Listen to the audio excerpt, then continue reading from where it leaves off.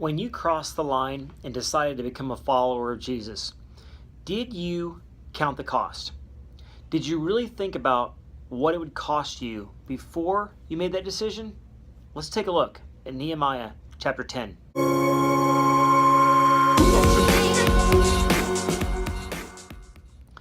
In Nehemiah chapter 10, the people of Judah counted the cost.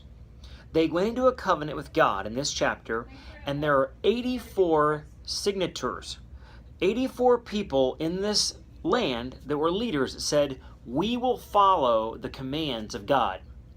They said, number one, we're not going to marry our daughters to people who are not Jews, people who are not believing in Judaism. Number two, we're going to conduct our business affairs in the proper way from now on. And number three, we will start to give to support the temple. We're going to start giving 10% of our income like it was prescribed in the Old Testament. When they made a covenant, they actually cut a covenant, it was called, because they would cut an animal in half to signify it was going to cost something. It cost the animal its entire life, and it would cost them something. When you go into a contract for a car, you say, okay, for the next 60 months, this is what's going to cost me every single month. In the same way, when you follow Jesus, you're saying, I'm going to become a follower of Jesus Christ. I'm going to live by his commands. Is that something that you thought about before you became a follower of Jesus? If it's not, is it something you think about now?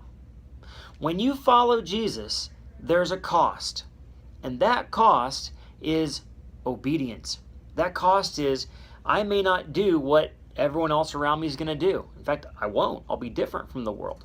I won't do everything I feel like doing or everything I want to do. In fact, I'll do other things. But there's a cost to following Jesus. Now, our covenant is the new covenant. Theirs is the old covenant. They understood covenants very clearly. They knew there was an Abrahamic covenant, a Messianic covenant that Jesus would come, Mount Sinai covenant of the Ten Commandments, a Davidic covenant that the Messiah would come through David. But we have a better covenant. We have a covenant of grace.